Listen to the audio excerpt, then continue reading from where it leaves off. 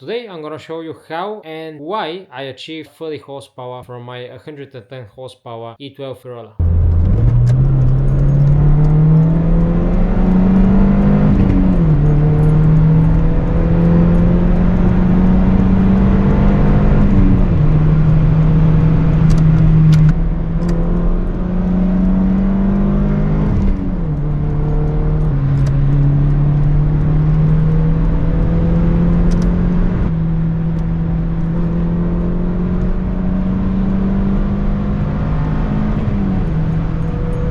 Yo, what up guys, hello and welcome to Talk Tales. Today we are gonna be talking about naturally aspirated tuning on the Toyota platform. This is for the 3ZZ and 4ZZ. Specifically we have the E12 Corolla, but it works on facelift E11 Corolla as well as a lot of other models like the Otis and all of this and that. So today I'm gonna show you how. Today I'm gonna show you around the parts list that you need before you start doing this so that you can start and finish the job in one day, because in my case I had a lot of issues. I had to go ahead and buy different parts. To start with, you need obviously the 1ZZ intake manifold, the 1ZZ throttle body and 1ZZ injectors. I got all of these from a Toyota Celica. It's 1.8 liter, 143 horsepower. This is the 1ZZ Celica. Keep in mind that the 2ZZ parts won't work, obviously. We need gaskets for the injectors, for the intake manifold and the throttle body.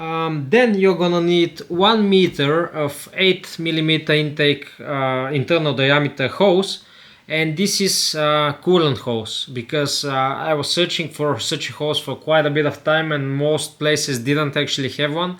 They had like fuel hoses, they had vacuum hoses, but those won't work, and over time they will probably degrade and fail horrendously.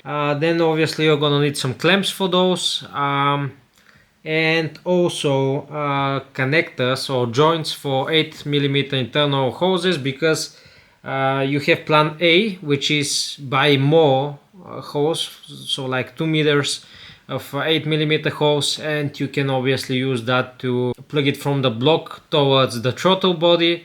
You have 2 connections, so you have to figure out the dimensions.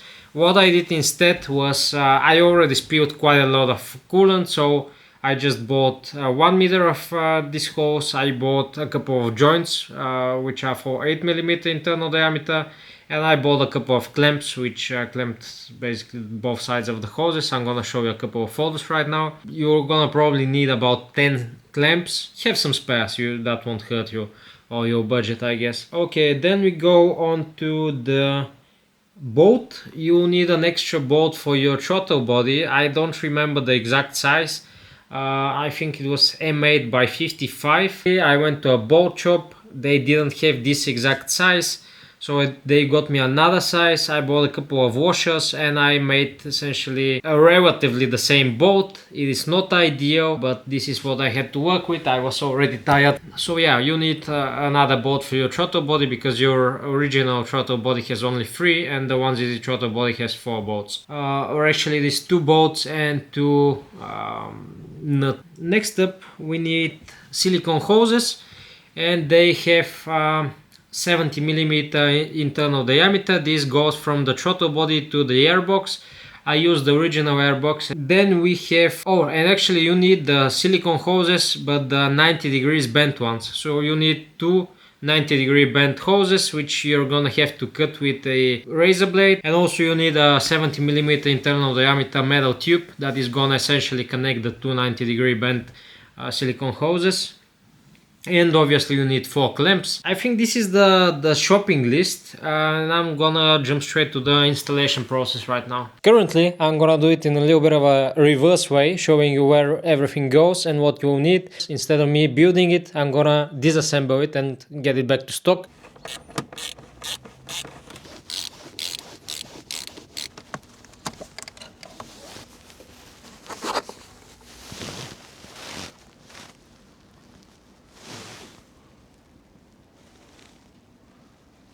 I wanted to be clear that I'm not a mechanic or any type of professional. A lot of the stuff that you're gonna see in this video is DIY and is actually perhaps not the best way to do it. Of course, those of you who are mechanically inclined, you are gonna find a better way probably to do all of this, but this video is specifically targeted at people who have little to no knowledge about cars, and by the end of the video you should be able to replicate what I did to the car with little to no knowledge about cars. So I have to disconnect this right now. I have a couple of 10mm bolts right here. Actually, I might also remove like some of the hoses because they're in the way.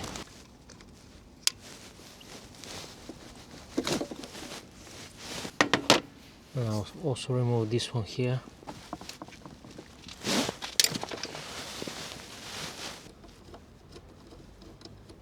I want to have just one moment to take a look at this, because this is the throttle body cable holder from the 1ZZ throttle body, but essentially it has a different shape, so you have to put it on a little bit of a different orientation. You can see here that I actually have a little bit of a different pathing for the cable as well, and this is not the original position of the 1ZZ throttle body cable holder, because it uses a different cable and all of this kind of stuff. So there is a lot of play that has to come in here just so that you can pull it off just about right. Obviously you can adjust it just a little with those two nuts right here once that you put it in this. You can have the idea from mine, but of course you have to make sure that the throttle body is closed when you're not using it, but at the same time when you pull on this cable right here, which is essentially the throttle pedal, you have to make sure that it opens all the way. So there is a lot of play when it comes to this, but you have to figure it out by yourself.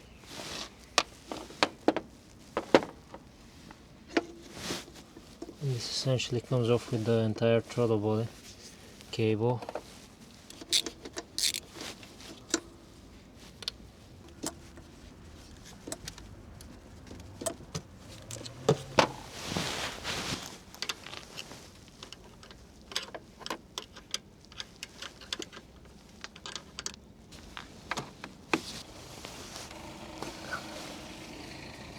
Next up are the electrical connectors.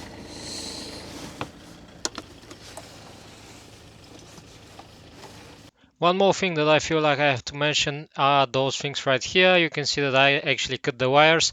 If you have the E12 Corolla, please do not cut them. I watched a tutorial about this tuning, but it was for the E11 facelift Corolla, and the guy told that he had to cut the wires and rewire them.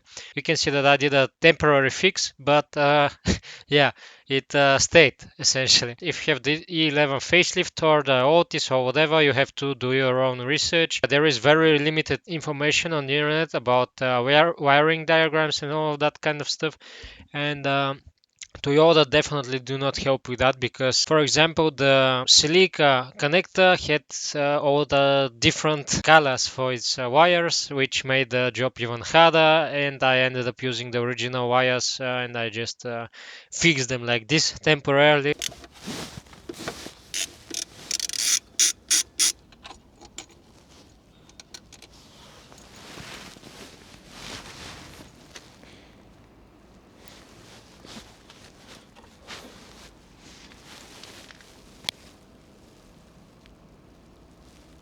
Actually remove all of this and then try to... I'm gonna try to push it by hand first. Oh wow, this was actually a lot easier than I thought. I don't even have to tap it. Now comes an interesting part, because those are coolant lines going to the throttle body. And you can see that I added some connections so that they can fit.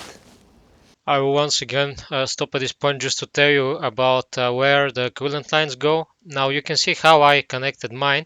Basically this one that comes from the one that is near the radiator hose, the top radiator hose, I put it on the left hand side of the throttle body, because those connectors on the 1ZZ throttle body have different orientation from the ones that are in the original Corolla throttle body. Basically the original ones are pointing towards the engine, both of them, while in this one is to the left and one is to the right. This part is actually very important, because you can see you have the coolant lines here on the original throttle body, and they have different positions on the one that is from the 1ZZ.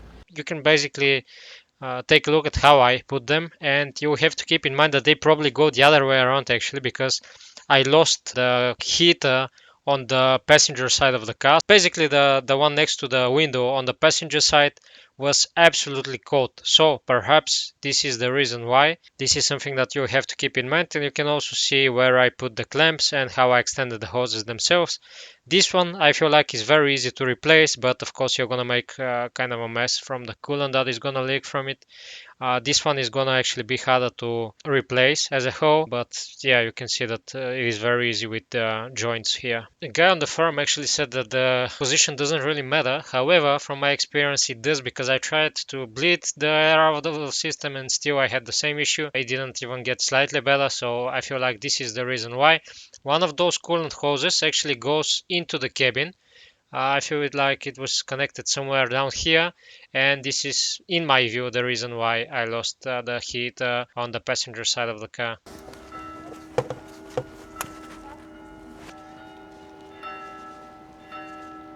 This is obviously not ideal, so I'm gonna try to still rest it higher.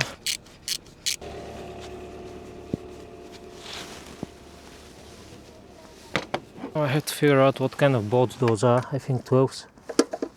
Yep, they are 12s actually.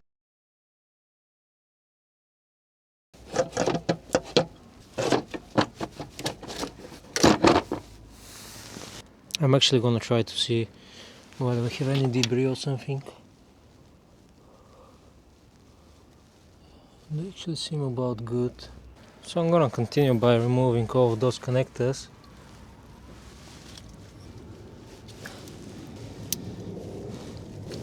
You can see that this is falling apart, which is actually kind of dangerous because it can get on top of the valve stems. Those are 12s again. I've done this so many times now that I am actually kind of scared to pull them out because it's gonna make a total mess. And I think that I'm gonna poke all of those holes first. And then like a huge block of paper towel on top, like this.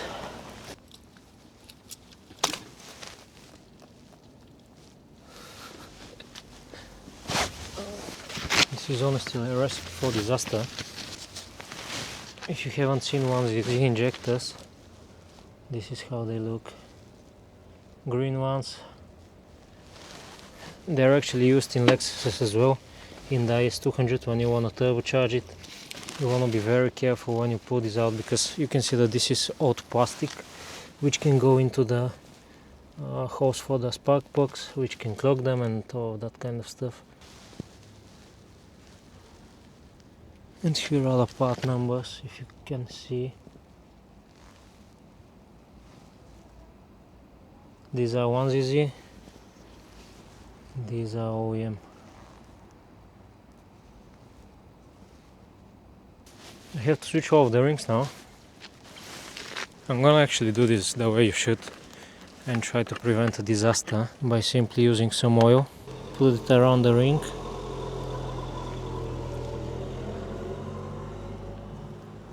This can definitely save a lot of nerves, a lot of stuff that can potentially go wrong by tearing apart the O-rings. This gives them some flexibility.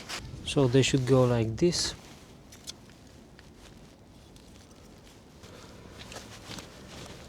So onto the new manifold. This is the PCV valve, this is the air intake which comes from here, and this should be the brake booster.